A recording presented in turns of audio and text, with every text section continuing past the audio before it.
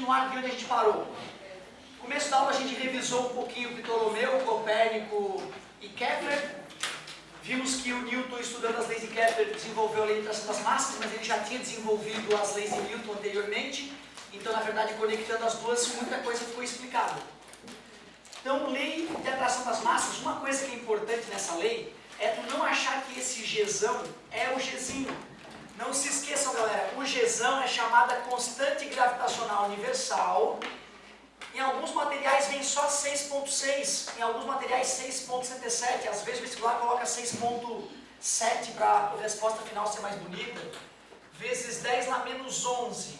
Esse 10 na menos 11 me mostra que é um número bem pequenininho, né, cara? Um número minúsculo. Imagina, 0,0000000000667. Justifica o porquê que eu não me sinto atraído pelo prédio, pelas pessoas. É muito comum no automático, no nervosismo do vestibular, o cara chegar e colocar 10 aqui, como se fosse a seleção da gravidade. É o Gzinho que é a seleção da gravidade.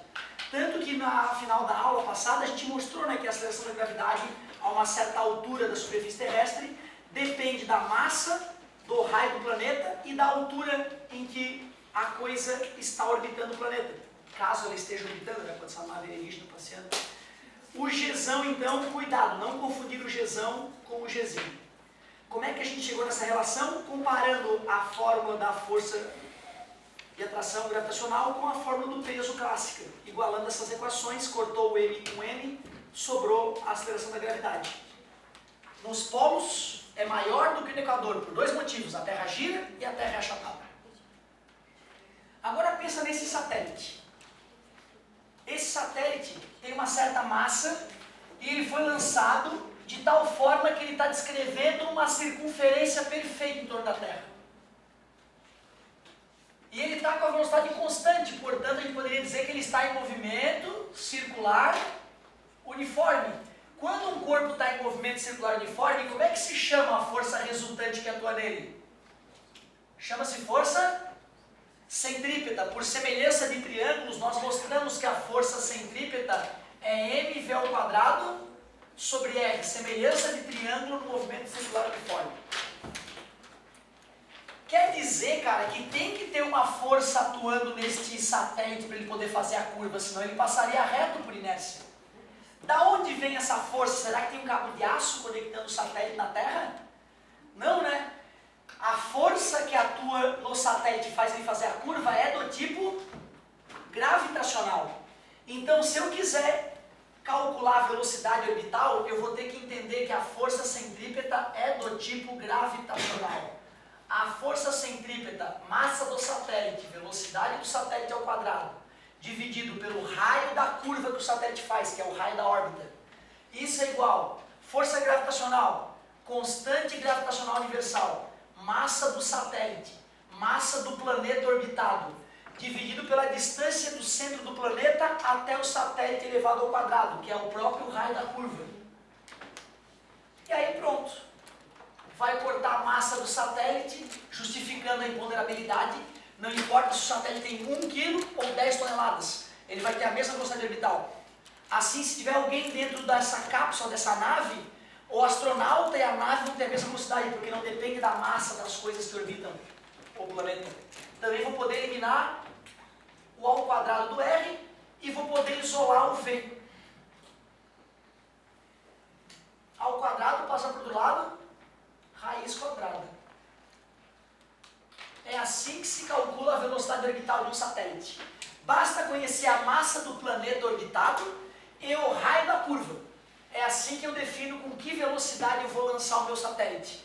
Eu tenho que escolher primeiro qual é o raio da órbita dele, certo? Saber qual é o planeta em que eu vou botar o satélite orbitando, e assim eu descubro com que velocidade eu vou, né, fazer o satélite ser liberado pelo foguete, certo? Para ele ficar orbitando numa região específica.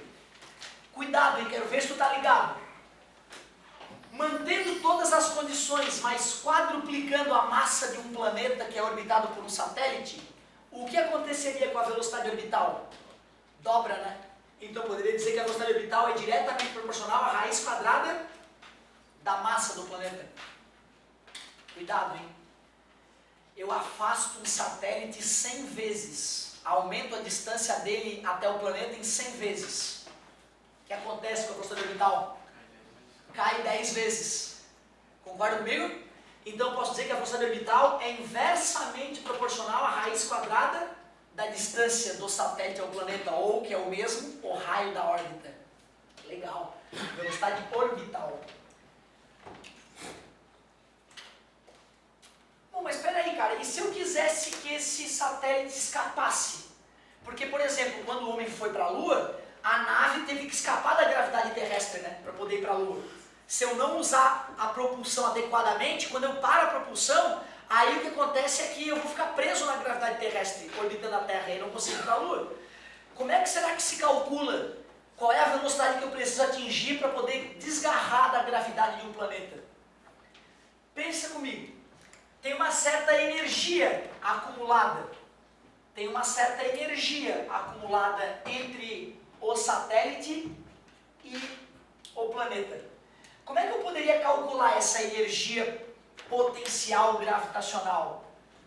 Ah, professor, tu mostrou pra gente que energia potencial gravitacional é mgh. Não é bem assim, né? Essa energia potencial gravitacional só serve para próximo da Terra. Porque se eu me afasto muito da Terra, a gravidade muda, não muda? E a fórmula vira lixo.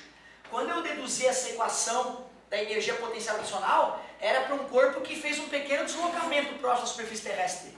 Agora é diferente, né, cara? Eu quero pegar esse corpo e quero botar ele longe da Terra, longe mesmo. Agora aquela formulazinha não serve mais. Como é que se calcula a energia mesmo? Toda a ideia de energia vem do trabalho de uma força. Concorda comigo? Se eu quiser calcular o trabalho da força gravitacional, quando eu vou, por exemplo, afastando um objeto da Terra, a força, ela não é constante, né? Ela não é constante, mas eu sei a equação que me permite calcular a força. Então seria constante gravitacional universal, massa do satélite, massa do planeta, dividido pela distância ao quadrado. Botei a lei de atração das massas no lugar da força. Só que se eu afastei o objeto uma certa distância d, vocês aceitam que a força atuava no sentido oposto do deslocamento? Eu me deslocava para lá enquanto a força atuava no sentido oposto, né? Então o ângulo ali é 180 graus. Cosseno de 180, menos 1. Então eu poderia dizer que o trabalho executado pela força gravitacional, à medida que eu afasto um objeto do planeta, poderia ser menos, corta o D com o D, Mzinho, Mzão, dividido por D. Tu vê, ó, é assim que a gente deve calcular a energia potencial gravitacional entre duas massas. Energia potencial gravitacional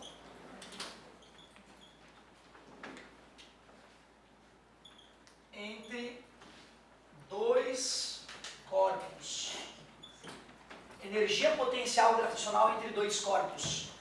Professor, mas antes não era entre dois corpos? Era, né? Era entre o objeto e a Terra. Mas aí como o G era constante, eu não precisaria me preocupar. Ah, detalhe, nesse G já tem a massa da Terra embutida, tu concorda comigo? Se ele estivesse se aproximando, seria positivo o trabalho? Sim. Quando eu me aproximo, a atração gravitacional entrega energia. Quando eu me afasto, a atração gravitacional retira energia. Perfeito. Pô, cara, se tu jogar essa equação ali dentro, né? Desprezando o raio da Terra, tu chegaria na mesma equação. Só para te não achar que é uma enganação total essa equação, né? Só que essa equação só é válida porque eu considerei que a gravidade era constante, né? Tu vê, eu só te mostrei isso porque eu quero fazer um curso mais completo, porque eu quero deduzir uma outra parte para ti que eu não queria vomitar em cima de ti. Trabalho de uma força, só que no lugar da força, força gravitacional. Trabalho da força gravitacional ou energia potencial gravitacional, sinônimos. Mas espera aí. Quando um objeto está em MCU aqui em volta da Terra, a energia dele está mudando? Não, né? A velocidade é constante, então a energia cinética dele é constante.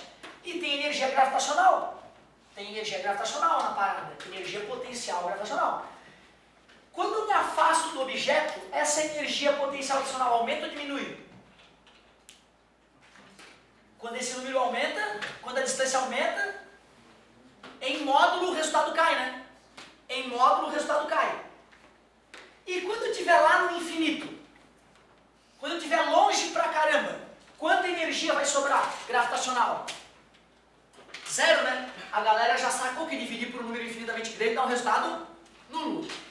Em que forma de energia se transformou essa energia quando eu me afastei do planeta? Foi cinética.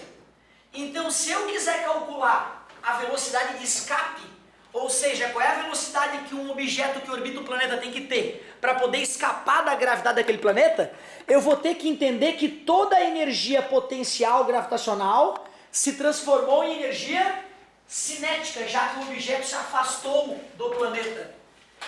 Energia cinética é mv² sobre 2, não pode dar um resultado negativo isso, né? Então aquele menos ele é honesto, mas em módulo eu posso dizer que quando um objeto escapou da gravidade de um planeta, toda a energia cinética, toda a energia potencial gravitacional se converteu em energia cinética. Então eu vou pegar o mv² sobre 2 e igualar a energia potencial gravitacional em módulo, porque a energia negativa aqui não vai fazer sentido pra gente. Fala, meu querido. Mas então, tipo, nenhum objeto lançado, se ela vai se converter em energia cinética, ele tenderia a ficar no movimento praticamente infinito? Sim. Depois que eu me desprendi da gravidade do planeta, se restou energia cinética e não tem mais nenhuma força, vamos supor que o vácuo do espaço é perfeito, não oferece atrito, então a tendência do objeto é continuar para todo sempre. Tem uma sonda, né, que nós lançamos há um tempo atrás e que ela já está o objeto fabricado pelo homem está mais distante da Terra até hoje, e a esperança é que ela continue singrando o vácuo do espaço durante muito tempo. Corta as massas, está dividindo, passa multiplicando, ao quadrado passa a raiz quadrada.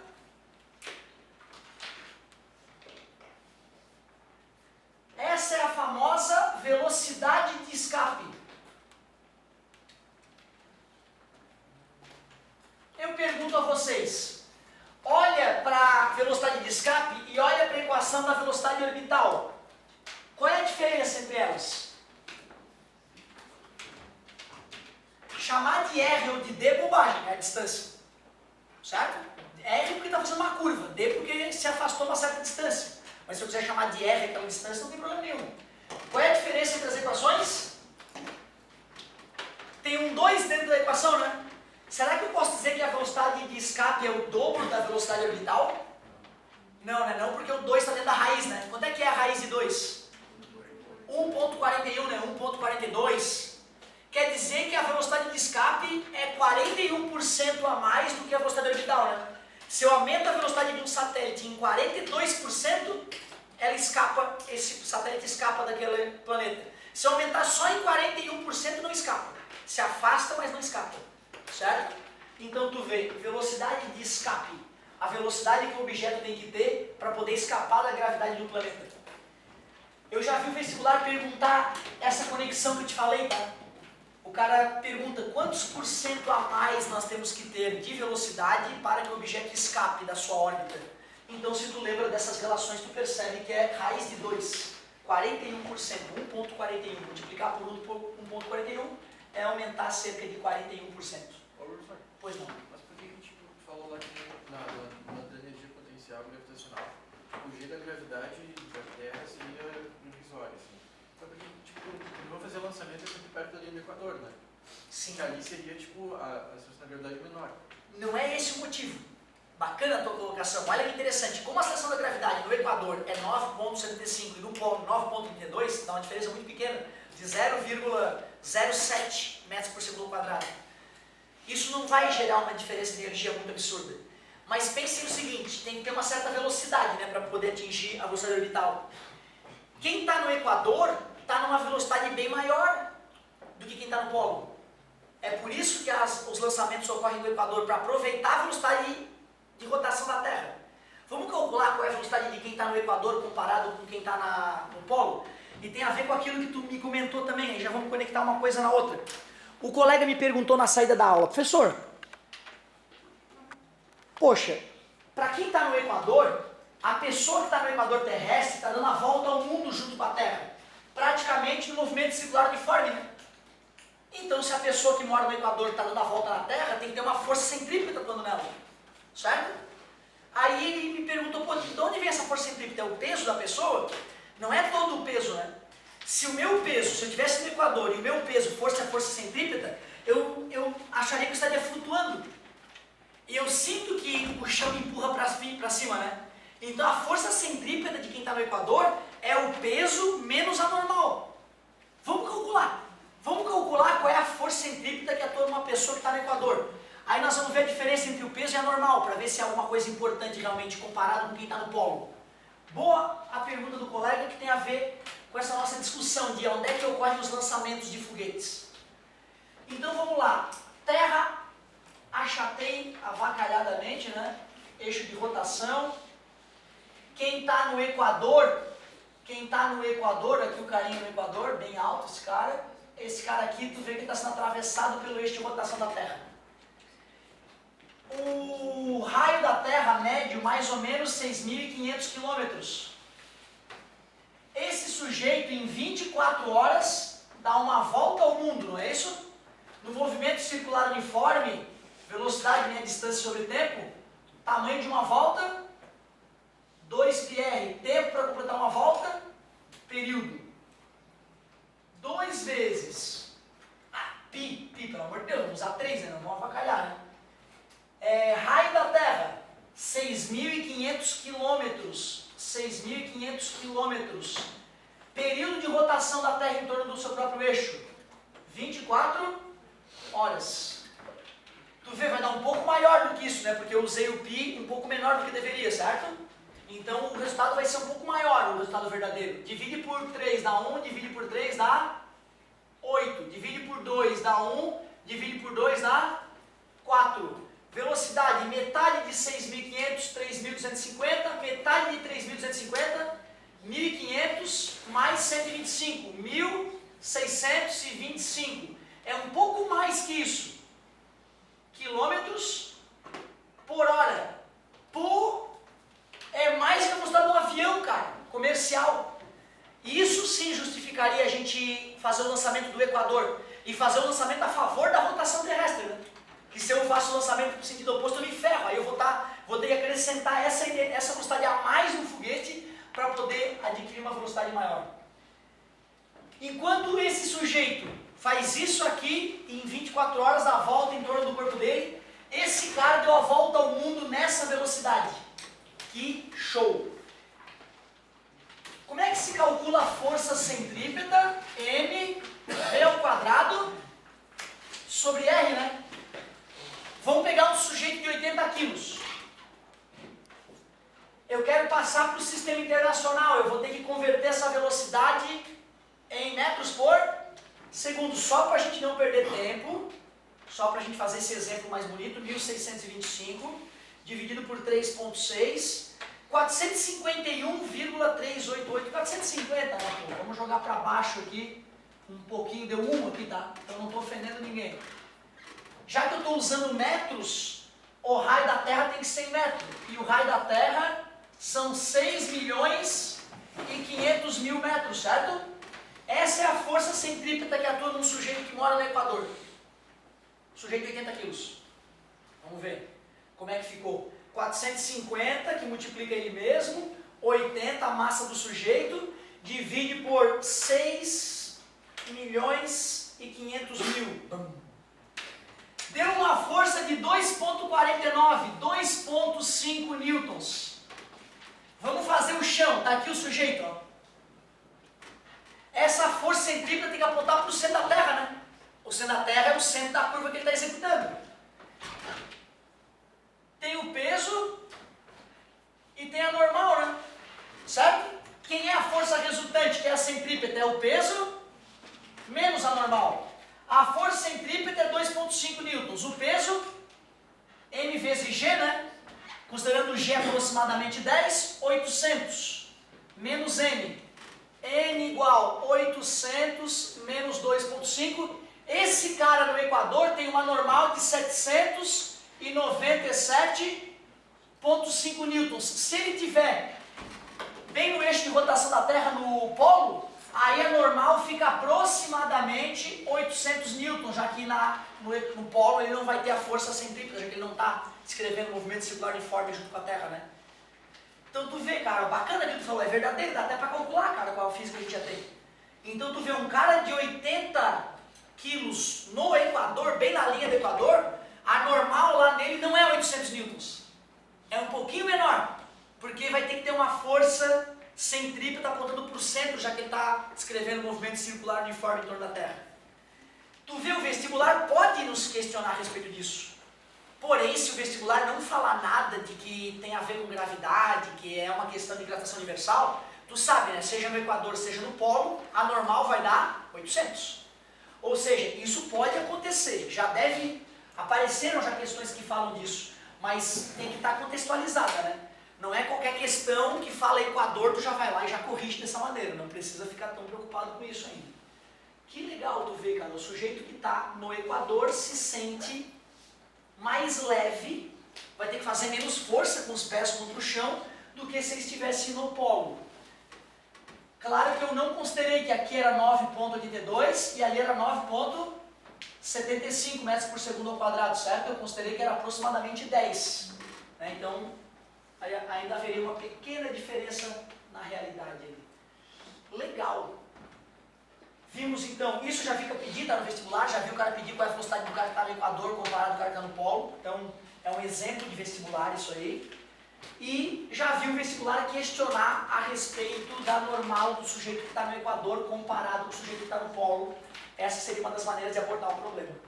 Bem legal. Tu vê, né? Não é perceptível isso, né, gente? Uma força de 2,5 newtons equivale a uma massa de quantas gramas? 250 gramas, né, cara? Certo? Então tu botou uma mochila nas costas, dá um efeito muito maior, infinitamente maior do que essa pequena diferença pelo fato de a pessoa estar girando em torno da Terra. Tu vê, cara, de certa forma nós quantificamos o quanto que a rotação do planeta interfere na aceleração da gravidade, né?